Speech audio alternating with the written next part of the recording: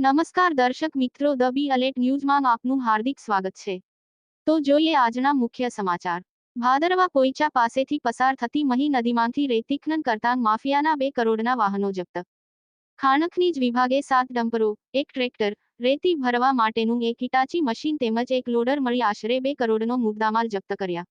વડોદરા શહેરના સાવલી તાલુકાના ભાદરવા અને પોઈચા પંથકમાં આવેલા ગામો પાસેથી પસાર થતી મહી નદીમાં હાલ પ્રતિબંધ હોવા છતાં મોટા પાયે રેતી ખનન થતાં ખાણ ખનીજ ખાતાએ દરોડો પાડીને આશરે 2 કરોડના વાહનો સહિતનો મુદ્દામાલ કબજે કર્યો હતો.